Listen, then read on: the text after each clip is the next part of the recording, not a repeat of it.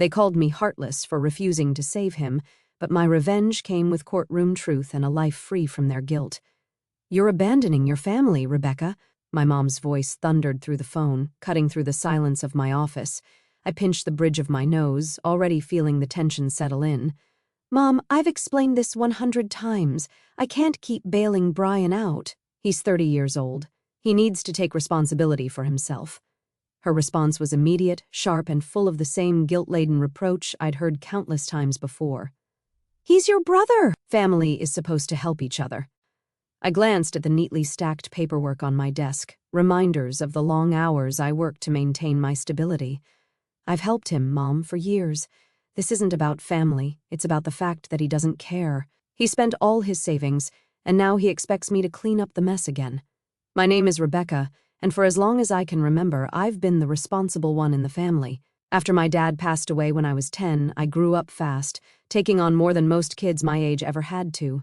Meanwhile, my brother, Brian, always had a knack for sliding by. Now, at 30, he worked part-time at a convenience store and still managed to blow through his savings on expensive gadgets, nights out, and vacations he couldn't afford. When his landlord threatened to evict him, my mom didn't ask. She demanded that I cover his rent. I refused. That decision sent my mom and Brian into a tailspin. 2 days later, I woke up to a notification on my phone.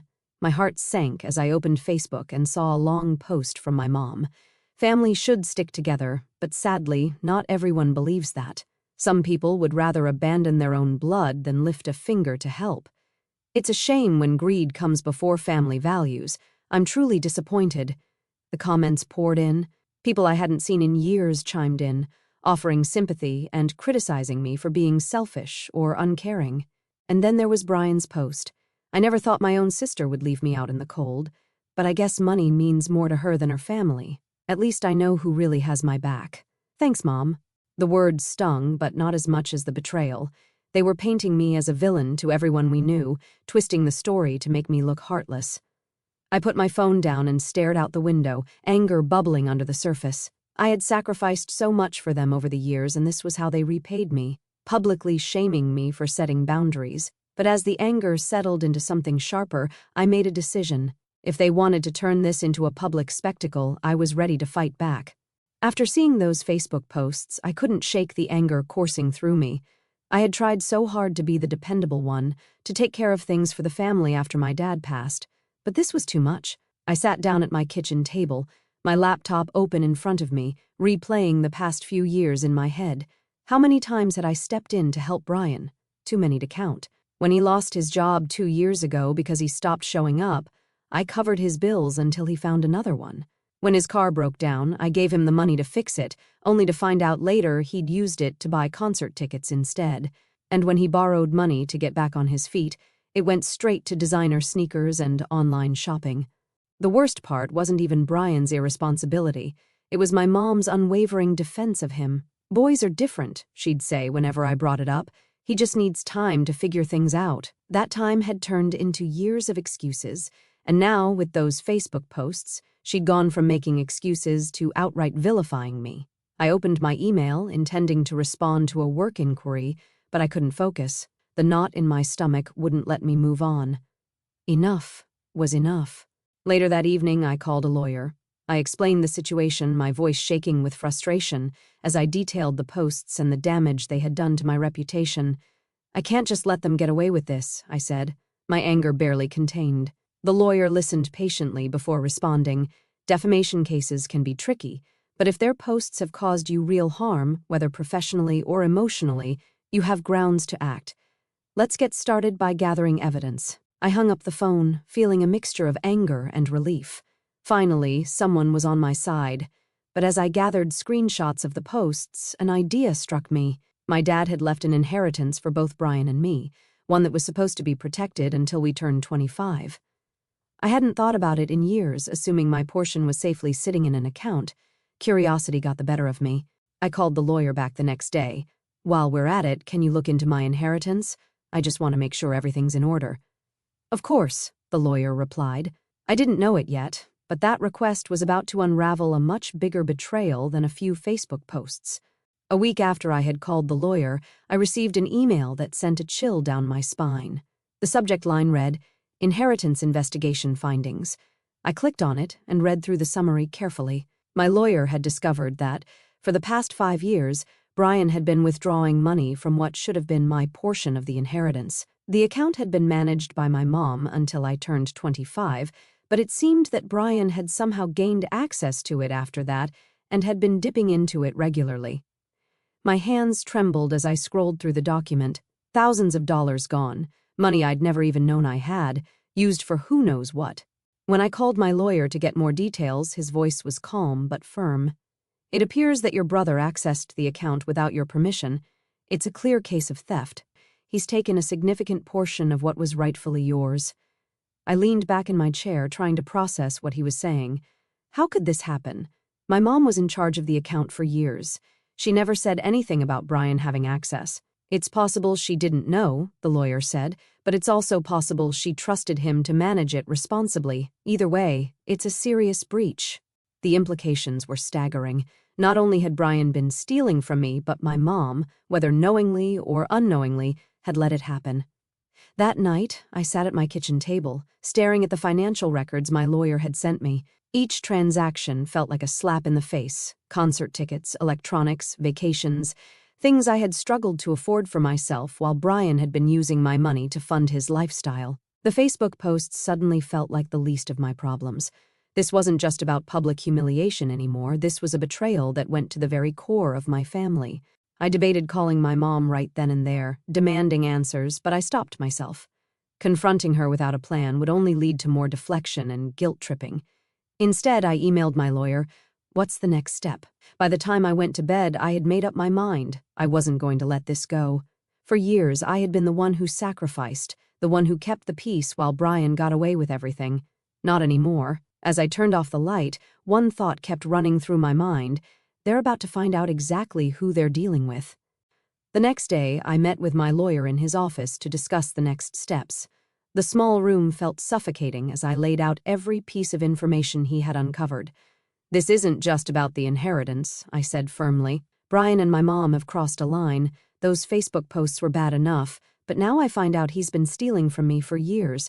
I want to take action, serious action." My lawyer nodded, his expression calm and professional. "We'll start by filing for defamation based on the social media posts. But regarding the inheritance theft, we'll need to pursue a separate case. It's straightforward given the records we have, but it might get messy." "Messy doesn't bother me," I replied, crossing my arms. "I'm done letting them walk all over me." That evening, I called my mom. I needed answers, whether she was complicit in this or just blindly trusting Brian. "Hi, Mom," I said, my voice steady. "Rebecca," she answered quickly, her tone still carrying the usual edge of annoyance. "Are you calling to apologize? You know Brian is—" "Save it," I interrupted, cutting her off mid-sentence. "I have some questions about Dad's inheritance, specifically about why Brian has been accessing my portion." There was a long pause on her end. "What are you talking about?" she finally asked, her voice tinged with confusion. Or was it guilt? "I had a lawyer look into it," I said. "For the past 5 years, Brian's been withdrawing money from my share. Thousands of dollars, Mom. Did you know about this?" Her hesitation spoke volumes. "Rebecca, it's not what you think," she said finally. "Brian needed help. He promised me he'd pay it back." My chest tightened, a mixture of anger and disbelief washing over me. "You knew? You knew he was stealing from me and you didn't say anything?" "I didn't think it was stealing," she said defensively. "It's family money. He was in a tough spot, and I trusted him to handle it responsibly." I laughed bitterly. "Responsibly? He's been blowing it on vacations and gadgets while I've been working myself to the bone, and you let it happen." "Rebecca, please," she pleaded. "You don't understand. Brian's been struggling. I thought you'd be okay without it." "That's not your call to make," I snapped. "I trusted you to protect that money, and you handed it over to him like it was nothing. Do you have any idea how betrayed I feel right now?" She tried to argue, but I couldn't listen anymore. "This conversation is over. You'll be hearing from my lawyer." As I hung up, a wave of clarity washed over me. For years, I had let them manipulate me, guilt me into submission. Not anymore. This wasn't just about reclaiming what was mine. It was about finally standing up for myself. The fallout from that phone call was immediate. The next morning, my phone lit up with missed calls and frantic messages from my mom. Her tone in the voicemail shifted between defensive and desperate. "Rebecca, you can't do this." Brian didn't mean any harm, followed by, "Let's just sit down and talk about this as a family. You don't need to involve lawyers." But I didn't respond. I felt a sense of control. This wasn't just about the money anymore, it was about setting boundaries, about making it clear that I wasn't going to be their doormat any longer. Brian, of course, took a different approach. Later that day, I logged into Facebook to find a new round of posts aimed at me. First, she refuses to help her own brother. Now she's threatening to sue her family over money. Greedy, selfish, and heartless. Some people really show their true colors when it comes to cash. I stared at the post, my jaw tightening. The comments were filled with the same crowd of enablers from before, chiming in with their unsolicited opinions. "She sounds awful. Family should come first. No matter what, Brian, you're better off without her." I took a screenshot and sent it to my lawyer without a second thought. The next day, I met with him again. "We're filing both cases," he said. "The defamation suit is straightforward. As for the inheritance, we have more than enough evidence to prove theft. But you need to be prepared. This is going to strain your relationship with your mom even further." I leaned forward, my expression hard. "It's already strained beyond repair. Let's do it." He nodded. "One more thing. If this goes to court, Brian will have to explain where the money went. Are you ready for that? It could get ugly." A part of me hesitated. Did I want to know how deep this betrayal ran? But then I thought about the years I'd spent sacrificing for a family that never appreciated me. "I'm ready," I said firmly. That evening, I got another call from my mom. This time, I picked up. "Rebecca," she said, her voice trembling. "I talked to Brian. He told me some things about the money I didn't know. It was this bad." "What did he tell you?" I asked, my tone sharp. Her silence spoke volumes. "I'm sorry," she finally whispered. "I didn't realize how much he'd taken. I should have stopped him." Her words felt hollow, but I let her continue. "I'm going to talk to him again. We'll figure this out. Just, please, don't take this to court." I closed my eyes, taking a deep breath. "It's out of my hands now, Mom. You should have thought about this years ago." As I hung up, I felt a mix of anger and relief. She was starting to see the truth, but it was far too late to undo the damage. A week later, my lawyer called with an update that caught me completely off guard. "We've been reviewing additional financial records," he began, his tone calm but serious, "and it turns out Brian hasn't just been dipping into your inheritance. He's also been misusing some of your mom's accounts." I froze. "What do you mean?" "It seems he's been accessing funds from an account your mom set aside for her retirement," he explained. "We found consistent withdrawals that match the same pattern as the ones he made from your inheritance." For a moment, I couldn't find the words. My mom had been so adamant about defending Brian, so blind to his faults, and now he'd stolen from her too. "Does she know?" I asked finally. "Not yet," he replied. "But if we proceed with both cases, this information will come to light." I hung up the phone, my mind racing. As much as I was angry with my mom for enabling Brian, the thought of her losing her retirement savings made my stomach churn. Later that evening, I called her. "Mom," I began, my voice steady. "I need to tell you something, and it's not going to be easy to hear." "What is it?" she asked, her tone weary. I explained what the lawyer had uncovered. The silence on her end was deafening. "He took my money?" she finally whispered, her voice shaking. "Yes, Mom," I said, softening my tone. "I didn't want to tell you this, but you deserve to know. Brian's been stealing from both of us." Her response was a mix of shock and devastation. "I can't believe this," she said, her voice breaking. "I trusted him. I trusted him with everything." "You shouldn't have," I said gently. "I know you love him, but you've been enabling him for years. This is what happens when there are no consequences." She began to cry, and for the first time, I felt a pang of sympathy for her. As much as she had hurt me, she was also a victim of Brian's selfishness. "What do we do now?" she asked through her tears. "We let the legal process play out," I said firmly. "This isn't just about the money anymore, it's about accountability." The following days were tense. My lawyer filed both cases, and I could feel the weight of the upcoming confrontation pressing down on me. I knew it wouldn't be easy, but I also knew it was necessary. For years I had allowed my mom and Brian to take advantage of my kindness, but this time I was standing my ground. It was time for them to face the consequences of their actions, no matter how much it hurt. The first court date arrived sooner than I expected. Sitting in the courtroom, I felt a mixture of anticipation and dread. On one side, I wanted justice for what Brian had done, for the years of entitlement, for the theft, for the way he had painted me as the villain. But on the other side, I knew this process would be painful, dragging our family's darkest secrets into the light. When Brian entered the courtroom with my mom, his smug expression made my blood boil. He had the audacity to look bored, like this was just another inconvenience in his life. My mom, however, looked completely defeated. She avoided my gaze, her shoulders hunched, as though the weight of everything had finally caught up to her. The lawyer presented the evidence methodically. Transaction records, bank statements, and screenshots of the social media posts were laid out in black and white. Each time my lawyer spoke, I could see Brian shifting uncomfortably in his seat. When it came time for Brian to speak, his tone was predictably deflective. "I didn't mean for things to get this far," he said, his voice dripping with faux sincerity. "I was struggling, okay? I only took the money because I thought I could pay it back. But Rebecca doesn't understand what it's like to need help. She's always had everything together." My jaw clenched as I listened to his excuses. Struggling didn't explain the vacations, the gadgets, or the nights out, and as much as he tried to play the victim, the evidence told a different story. When the judge asked my mom to testify, she hesitated, glancing at Brian nervously. Finally, she spoke, her voice trembling. "I trusted Brian," she admitted. "I thought he'd use the money responsibly, but I didn't know how much he'd taken or what he was using it for. I didn't realize how much he'd hurt Rebecca." Her words stung, but they also carried a glimmer of accountability. She was acknowledging the truth. The court ruled in my favor. Brian was ordered to repay the money he had stolen, and the defamation case was settled with a public apology that both he and my mom had to issue online. It wasn't a perfect victory. I knew it would take years for Brian to pay back what he owed, and the apology, while satisfying, didn't erase the damage they had done, but it was a start. As we left the courtroom, Brian shot me a glare. "I hope you're happy," he spat.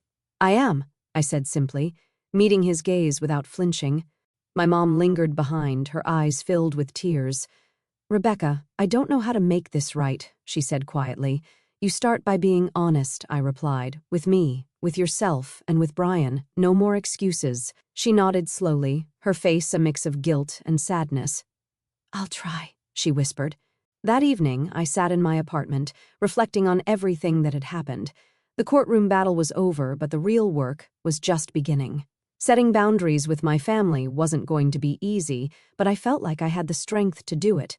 And as much as it hurt to see my mom and brother for who they really were, I felt a sense of relief knowing I had finally stood up for myself. In the weeks following the court ruling, life felt oddly quiet. I wasn't inundated with calls or messages from my mom anymore, demanding that I be there for Brian or solve their latest crisis. It was as though the verdict had forced her to take a step back, or maybe she was just too embarrassed to face me. But the silence didn't feel empty, it felt like peace. One afternoon, as I sorted through my bills at the kitchen table, my phone rang. The caller ID flashed my mom's name. For a moment, I considered letting it go to voicemail, but something compelled me to pick up. "Hi, Mom," I said, keeping my tone neutral. "Hi, Rebecca," she replied, her voice hesitant. "I've been thinking a lot about everything, about the inheritance, the court case, Brian." I waited, unsure of where this was going. "I didn't want to believe it at first," she continued, "but I can't ignore the truth anymore. You were right about him, about me. I let him take advantage of you, and I stood by while he hurt you." "I'm so sorry." Her words hit me harder than I expected. For years, I had dreamed of an apology like this, but now that it was here, I didn't know how to feel. "Thank you for saying that," I said finally. "But it's not just about apologizing, Mom. It's about changing. For years, I've let you and Brian treat me like I didn't matter. That has to stop." She sighed. "I know. I've been thinking about how I can do better. I just hope it's not too late to fix things between us." I didn't respond right away. "It's not too late," I said eventually, "but it's going to take time." Meanwhile, Brian had gone radio silent. Part of me wondered if he was plotting some sort of revenge, but my lawyer assured me the legal agreements made it impossible for him to retaliate financially. Still, I knew better than to trust him. One afternoon, I received a notification that Brian had posted on Facebook. Against my better judgment, I opened it, bracing myself for another round of vitriol. Instead, I found a post that was markedly different from his usual tone. "I want to apologize to everyone I've hurt, especially my sister, Rebecca. I made mistakes I can't undo, and I'm working to make things right. I know it'll take time, but I hope she'll eventually forgive me. I didn't know whether to laugh or cry. Was he actually trying to take responsibility, or was this just another performance? Either way, I decided not to respond. I wasn't ready to open that door again, not yet. In the months that followed, I began to rebuild my life. I threw myself into work, pursued hobbies I'd neglected, and even started planning a long-overdue vacation. My relationship with my mom remained fragile but functional. She made an effort to call me weekly, not to complain or demand anything, but to ask how I was doing. It was a small step, but it felt significant. As for Brian, I kept my distance. The court had forced him to pay back the money he had stolen, but I knew it would be years before I saw most of it. That was fine by me. I wasn't holding my breath for his redemption. What mattered most was that I had reclaimed my power. Months later, I found myself sitting on my balcony with a cup of tea, watching the city lights twinkle in the distance. For the first time in what felt like forever, I wasn't thinking about my family or their endless demands. Life had changed in ways I never thought possible. The constant tension that used to weigh on my shoulders had lifted, replaced by a calm I didn't know I was capable of. I had always thought that standing up for myself would mean losing everything, my family, my sense of belonging, but instead, it had given me something I'd been searching for all along: peace. My mom and I had begun to rebuild our relationship, but it was slow. She still called once a week, often to update me on small things like her garden or a book she was reading. These conversations felt lighter, freer, as though the weight of unspoken expectations had finally disappeared. As for Brian, he remained distant. His court-ordered payments came in sporadically, and while I appreciated the restitution, I didn't depend on it.